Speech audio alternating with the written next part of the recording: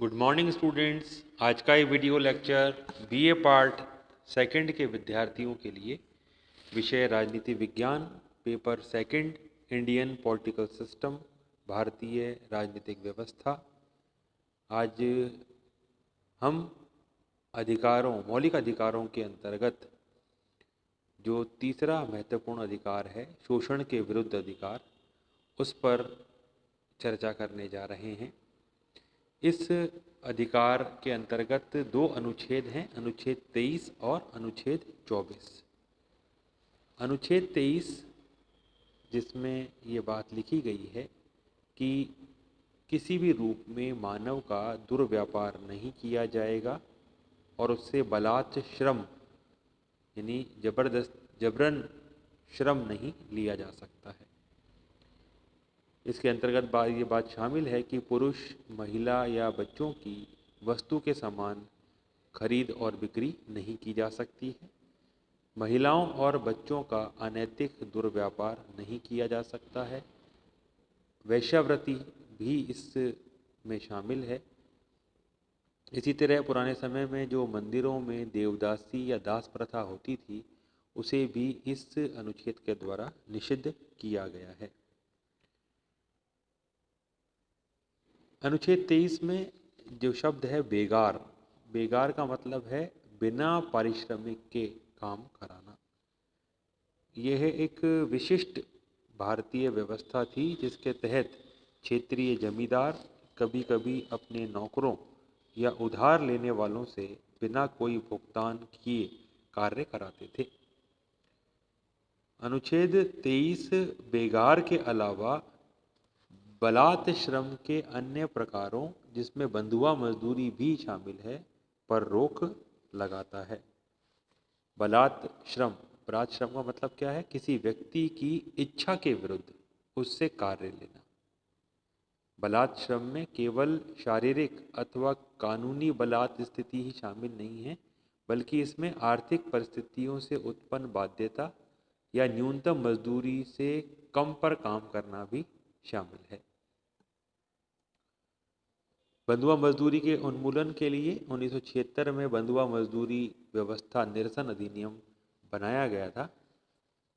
परंतु हम जानते हैं कि कानूनों का क्रियान्वयन और उसमें पुलिस और न्यायपालिका की जो भूमिका होती है, उसको देखते हुए ये व्यवस्था बहुत लंबे समय तक चली, परंतु आज की तारीख में ये व्यवस्था पूरी तरह समाप्त हो गई है। राजस्थान में इस व्यवस्था को सागड़ी प्रथा कहा जाता है। राजस्थान के जीके में भी ये प्रश्न आते हैं, सागड़ी प्रथा। इसके अलावा 1948 में न्यूनतम मजदूरी अधिनियम बनाया गया था।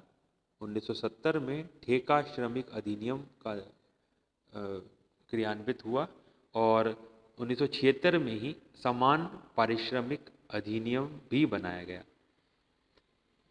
ये अनुच्छेद 23 के अंतर्गत जो उल्लेखित प्रावधान हैं, उस पर हमने चर्चा की। बहुत संक्षिप्त में आप ये ध्यान रखें कि मानव से बेगार, बलात् श्रम नहीं कराया जा सकता है। किसी भी रूप में मजदूरी, बंधुआ मजदूरी, सागड़ी, इस तरह की जो प्रथाएं हैं, उन पर ये अनुच्छेद पूरी तरह प्रतिबंध लगाता है, इन्हें निषिद्ध करता है। इनका किसी भी रूप में व्यवहार नहीं किया जा सकता। परंतु अनुच्छेद 23 में कुछ अपवाद भी हैं कि ये राज्य को अनुमति प्रदान करता है कि सार्वजनिक उद्देश्यों के लिए अनिवार्य सेवा, उदाहरण के लिए सैन्य सेवा एवं सामाजिक सेवा आरोपित कर सकता है, जिनके लिए वह धन देने को बाध्य नहीं है। लेकिन इस तरह की सेवा में लगाने में राज्य को धर्म, जाति या वर्ग के आधार पर भेदभाव की अनुमति नहीं है। दूसरा जो इसका बिंदु है वह है अनुच्छेद 24, जिसका में मुख्यतः ये बात लिखी है कि कारखानों आदि में बालकों का नियोजन निषिद्ध है। किसी फैक्ट्री, खान अथवा अन्य संकटमय गतिविधियों जैसे निर्माण कार्य अथवा रेलवे में 14 वर्ष से कम आयु के बच्चों का नियोजन का निषेध है, यानी उनको वहाँ पर काम पर नहीं लगाया जा सकता। कोई फैक्ट्री हो, खान हो जहाँ से पत्थर निकाले जाते हैं, बजरी निकाली जाती है, या और प्रकार के कोई जो खनिज पदार्थों का दोहन जहाँ से किया जाता है, उन खानों में नहीं लगाया जा सकता। या ऐसी कोई भी संकट में गतिविधियों वाले जो काम भी जो हैं वहाँ पर भी 14 वर्ष से कम आयु के बालकों का नियोजन नहीं किया जा सकता। लेकिन ये प्रतिषेध किसी नुकसान न पहुंचाने वाले अथवा निर्दोष कार्यों में नियोजन का प्रतिषेध नहीं करता है।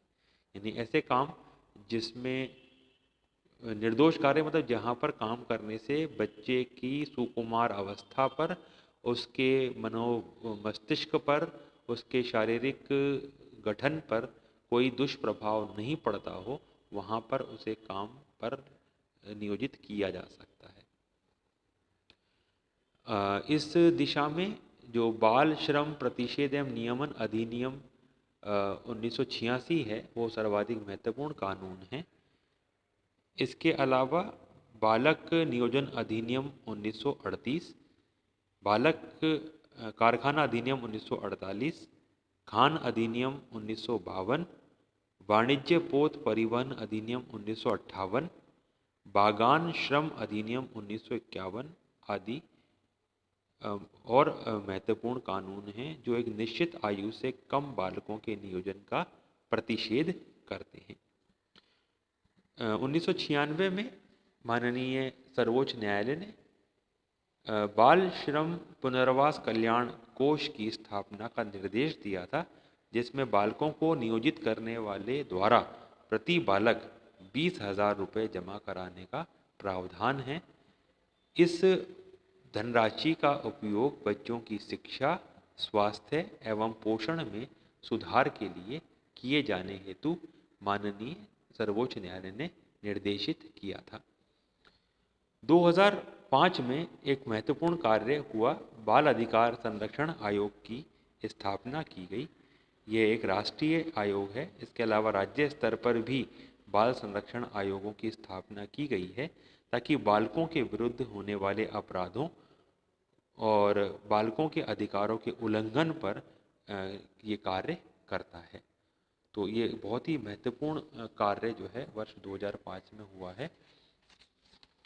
इसके अलावा जो बाल श्रम संशोधन 2016 है, ये भी एक महत्वपूर्ण कानून है जिसने बाल श्रम को रोकने में, उसे निषिद्ध करने में निश्चित रूप से सरकार के हाथ मजबूत किए हैं।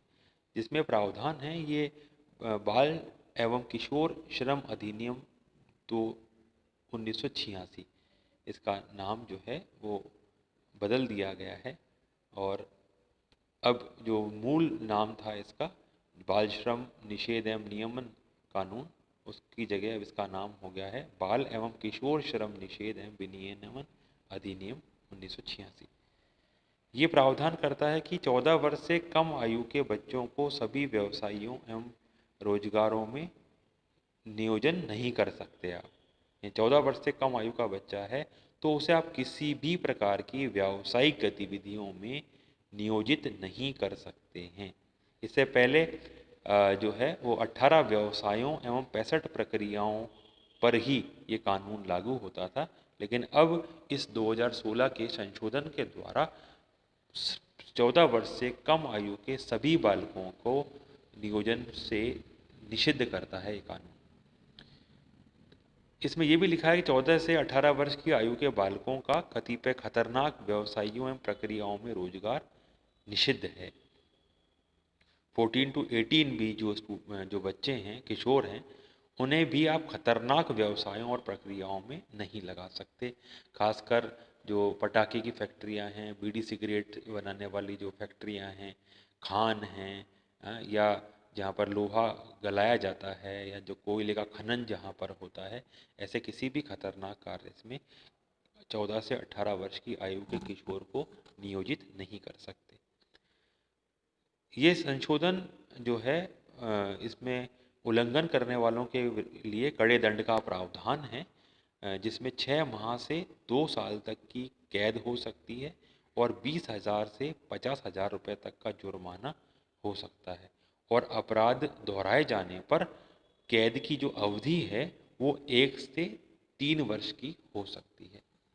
तो इस तरह ये इस कानून ने, इस संशोधन ने हम कह सकते हैं कि जो किशोरों की जो समस्याएं हैं, उनकी जो सुकुमार अवस्था है, उनका जो अनैतिक जो कह सकते हैं हम दुर्व्यापार हो रहा था या उन्हें अनैतिक रूप से नियोजित किया जा रहा था, उस पर रोक लगाता है। हम ये भी जानते हैं कि भारत में बहुत ज़्यादा गरीबी है। लगभग 30 करोड़ के आसपास लोग जो हैं वो बीपीएल हैं, बिलो पॉवर्टी लाइन का जीवन जीते हैं, और वो लोग मजबूर हैं अपने छोटे बच्चों को किसी न किसी काम में नियोजित करने के लिए। तो ये दोनों परिस्थितियां हमारे सामने हैं कि एक तरफ संविधान इन सब गतिविधियों को निषिद्ध करता है, तो दूसरी ओर गरीबी माता पिता को विवश करती है कि वो बच्चों को छोटे छोटे कामों में ही सही परंतु उन्हें नियोजित करना उनकी पेट की मजबूरी है। तो अगले वीडियो लेक्चर में हम लोग धर्म की स्वतंत्रता संबंधी अधिकार का अध्ययन करेंगे। धन्यवाद।